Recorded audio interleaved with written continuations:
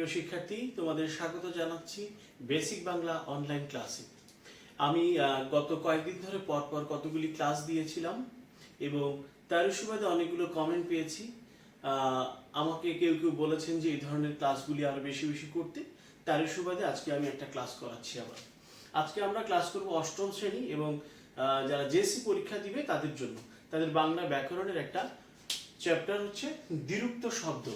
দ্বিরুক্ত শব্দটা কি? দ্বিরুক্ত শব্দ হচ্ছে যে শব্দটা দুইবার উচ্চারণ করা হয় সেটাকে বলা হয় দ্বিরুক্ত শব্দ। যেমন একটা শব্দ আমরা বলতে বাড়ি, সেই শব্দটাকে যদি আমি দুইবার বলি বাড়ি বাড়ি।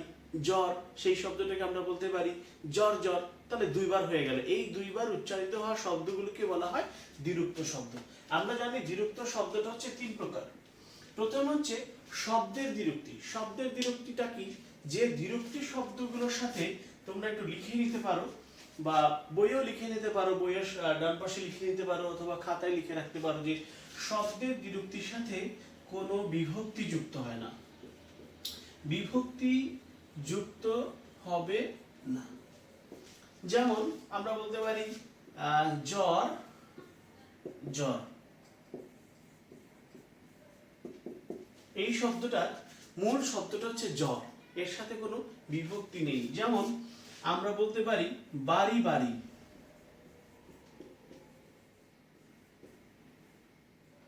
বিভক্তির শব্দের বিরক্তি বা দ্বিরুক্তির একটা ব্যাপার হলো যে এটার শব্দের অর্থের প্রকাশের দিক থেকে সে একটা ভিন্নতা প্রকাশ করে। যেমন আমি যদি বলি যে এইটা দিয়ে একটা জিনিস বলি যে শুধু আমি বলি আমার জ্বর হয়েছে, তাহলে সেটাকে কি বলে? রোগ বিশেষ বা অসুস্থতা। কিন্তু যদি আমি বলি যে আমার জ্বর জ্বর লাগছে, তাহলে কিন্তু এখানে রোগটা বোঝাচ্ছে না বা রোগের একটা ভাব বোঝাচ্ছে। যদি আমি বলি বাড়ি বাড়ি, এখানে অসংখ্য বাড়ি, যে বাড়িগুলি কতগুলি হবে তা আমরা এখানে গুণে শেষ করতে পারবো না।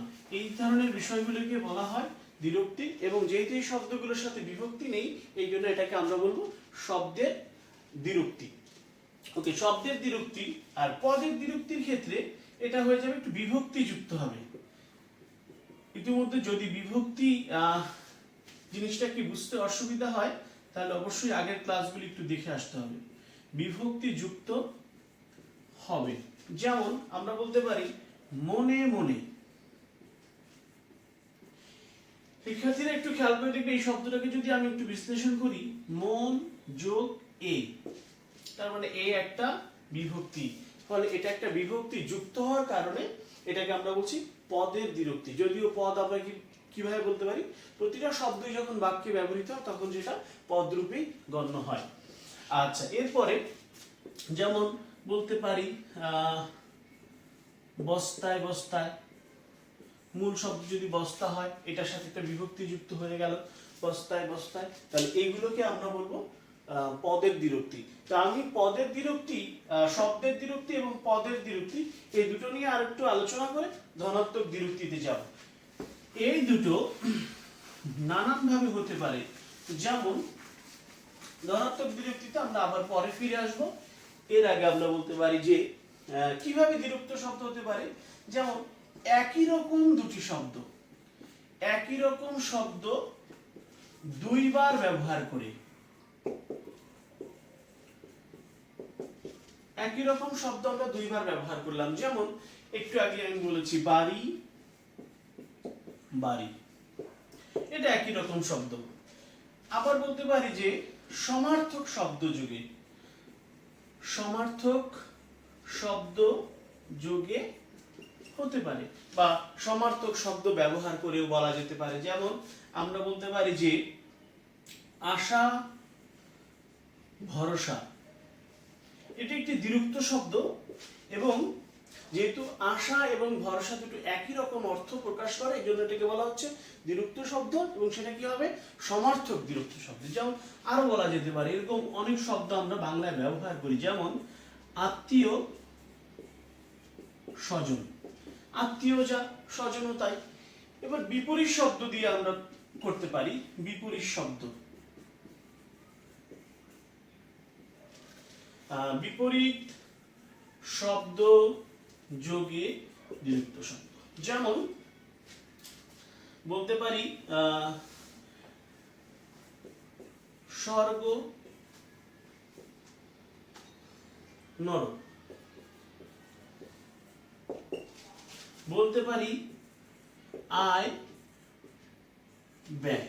এই শব্দগুলির মাধ্যমে আমরা কি করতে পারি, দ্বিরুক্ত শব্দ তৈরি করতে পারি। যেমন একই শব্দ ব্যবহার করে করলাম, সমার্থক শব্দ যোগে আমরা বিপরীত শব্দ করতে দ্বিরুক্ত শব্দ তৈরি করতে পারি, বিপরীত শব্দ যোগেও কিন্তু আমরা দ্বিরুক্ত শব্দ তৈরি করতে পারি। এছাড়াও অনেক সময় আমরা দেখি যে কোনো কোনো শব্দের আংশিক চেঞ্জ হয়ে যায়। আংশিক চেঞ্জ হওয়া মানে কি, সামান্য একটু বদলে যেতে পারে। যেমন আমরা বলতে পারি, তাহলে এটা লিখে দিতে পারি যে আংশিক পরিবর্তন যোগে।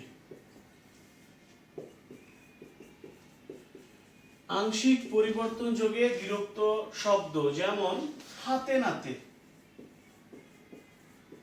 এই শব্দটা হাতে নাতে সামান্য একটু চেঞ্জ করা হলো। যেমন মিট মাট, সেটাও বলা যায় মিট মাট, একটু শব্দ চেঞ্জ হয়ে গেল, যেমন সামান্য পরিবর্তন। এছাড়া আমরা যেমন সমার্থক শব্দ শিখলাম, সমার্থক শব্দের সাথে আরেকটা জিনিস আমরা পাই, যে শব্দটা যেমন আমরা বলি প্রায় সমার্থক। প্রায় সমার্থক শব্দ যোগে। আচ্ছা, প্রায় সমার্থক শব্দটা কি? অনেক সময় আমরা দেখি মানুষের কথা বলার অভ্যাসের মধ্যে আমরা বলি কলম টলম, বই টই, খাতা টাতা, কাপড় চোপড়। এই যে কাপড় চোপড়, আমরা অনেক সময় বলি কাপড় শব্দটার সাথে খুব আমরা স্বাভাবিকভাবে আরেকটা শব্দ, এই শব্দটাকে দোতনা দিতে আরেকটা শব্দ তৈরি করে ফেলি। যেমন বলতে পারি কাপড় চোপড়, কাপড় চোপড়। হাতে আমরা কাপড় চোপড় বললাম, বই টই। এইভাবেও কিন্তু দ্বিরুক্ত শব্দ গঠিত হয়। আমরা জানলাম যে শব্দের দ্বিরুক্তি, পদের দ্বিরুক্তি। আমি বলেছিলাম আমাদের আরেকটা দ্বিরুক্তি শব্দ আছে। 3 প্রকার দ্বিরুক্তি শব্দের মধ্যে সবচেয়ে গুরুত্বপূর্ণ বলবো না, খুব একটু অন্যরকম। অন্যরকম মানে অন্যরকম একটু অর্থ প্রকাশ করে, সেটা হলো বিশেষ অর্থ প্রকাশ করে। ধনাত্মক, ধনাত্মক দ্বিরুক্ত শব্দ। ধনাত্মক দ্বিরুক্ত শব্দটা কি? এটি হচ্ছে কোনো কিছুর, আমি সংজ্ঞাটা একটু বলে দিই, কোনো কিছুর স্বাভাবিক বা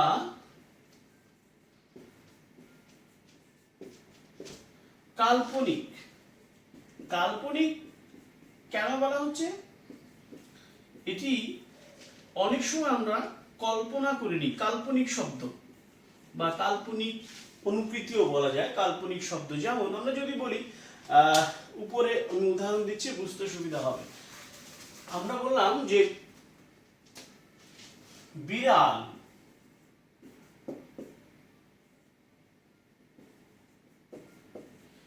মিউ মিউ করছে।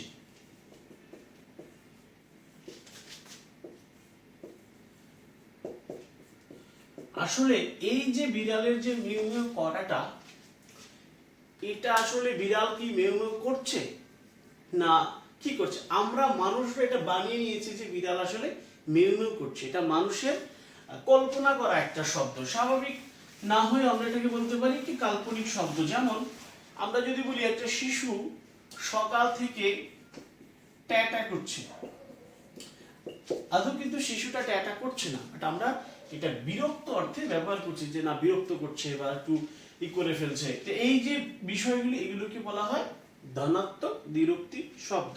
ধনাত্মক দ্বিরুক্তি শব্দ আরো আছে। আমরা বলতে পারি যে ঝিকিমিকি, এই শব্দটা দেখাই, ঝিকিমিকি।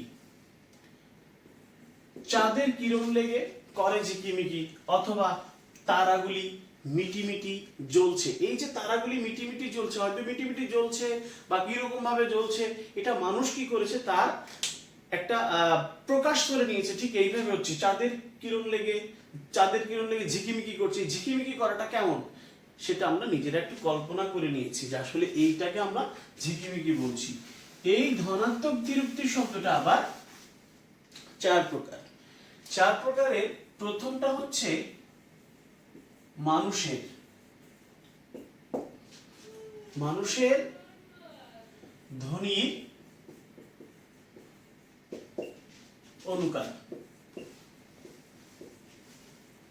মানুষের ধ্বনির অনুকার কি? যেমন আমরা যদি বলি লোকটা ভেউ ভেউ করে কান্না করছে, আমরা ভেউ ভেউ বলতে কি বুঝি? ভেউ ভেউ বলতে বোঝাচ্ছি প্রচন্ড আবেগ নিয়ে বা জোরে প্রচন্ড, আমাদের প্রচন্ড কান্না পায় যেভাবে কান্না করে সেটাকে হয়তো ভেউ ভেউ শব্দ দিয়ে প্রকাশ করা হচ্ছে। যেমন আমরা বলতে পারি লোকটা খক খক করে কাশছেন, হয়তো তার কাশির শব্দটা খক খক নাও হতে পারে, বাট আমরা কি করছি সেটাকে খক খক হিসেবেই ধরে নিয়েছি বা তৈরি করে নিয়েছি। জীবজন্তু, তারপরে যেটা আসে সেটা হচ্ছে জীবজন্তুর ধ্বনির অনুকার।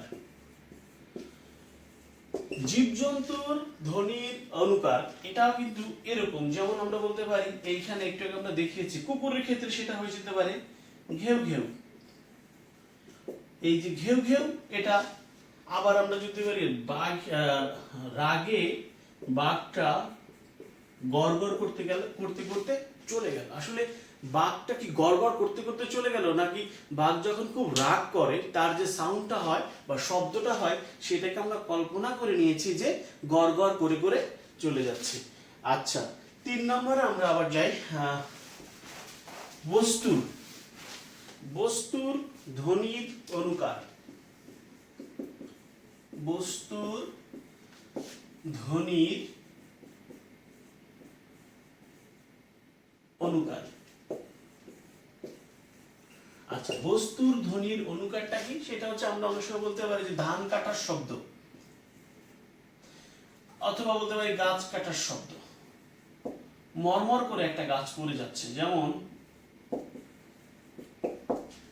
মরমর করে একটা গাছ পড়ে যাচ্ছে, অথবা আমরা বলতে পারি যে নদীর কুলো কুলো ধ্বনি, অথবা পানির কলকল শব্দ, সেটা বলা যেতে পারে।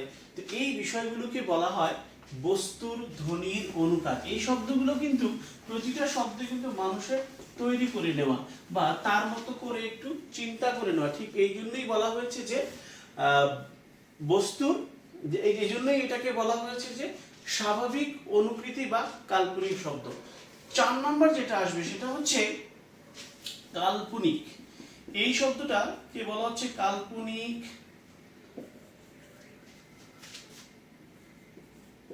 ধ্বনির অনুকৃতি। আচ্ছা, কাল্পনিকটা কি? খুব আমার কাছে মনে হচ্ছে যদি তোমরা এটা একটু লিখে নাও ডান পাশে, যে পাওয়ার অফ ইমাজিনেশন, আমরা একটু কল্পনা করে নিয়েছি। যেমন আমরা যদি বলি ঠাঠা রোদ, ঠাঠা রোদ মানে এটা কি? রোদের একটা তীব্রতা বুঝায়। আমরা অনেক সময় বলি যে ক্ষুধায় আমাদের পেট চোচো করছে। আসলে কিন্তু ক্ষুধায় পেট আমাদের চোচো করছে কিনা আমরা জানি না, আমাদের ভিতরে এমন কি জিনিস আছে যে চোচো করছে, কিন্তু আমরা যেটাকে বুঝে নিচ্ছি সেটা হচ্ছে একটা কাল্পনিক জিনিস আমরা চিন্তা করে নিয়েছি, এবং সেই শব্দটা আমরা দিয়েছি ঠিক এইভাবে। আর এখানে একটা জিনিস মনে রাখার একটা কৌশল হলো, এই 4 নাম্বার যেটা দেওয়া আছে বাকি তিনটা তো বোঝাই যাচ্ছে, একটা হচ্ছে মানুষের, একটা হচ্ছে জীবজন্তুর, আর একটা হচ্ছে বস্তুর।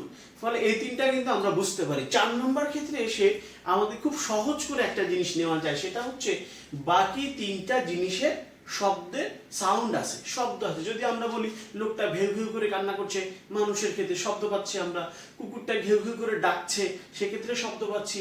একটা গাছ মরমর করে পড়ে যাচ্ছে, সেই শব্দটাও পাচ্ছি। কিন্তু যদি আমরা বলি যে ঠাঠা রোদ, এটার কিন্তু কোনো শব্দ পাচ্ছি না আমরা। যখন আমরা বলি ক্ষুধায় আমাদের পেট চৌচো করছে, তার কিন্তু আমরা শব্দ পাচ্ছি না। ফলে খুব সহজেই এই 4 নম্বরটা আলাদা করা যায়। শিক্ষার্থী বন্ধুরা, আজকের এই যারা তোমরা 8ম শ্রেণীতে পড়ছো, যারা কিছুদিনের মধ্যেই তোমরা জেএসসি পরীক্ষা দিবে, তাদের জন্য এই অধ্যায়টি আলোচনা করা হলো। আমরা এর পরবর্তী ভিডিওটা করে দিয়ে দিব, একদিন পর পর বা একটু পর পর আমরা ভিডিওটা দিয়ে দিব।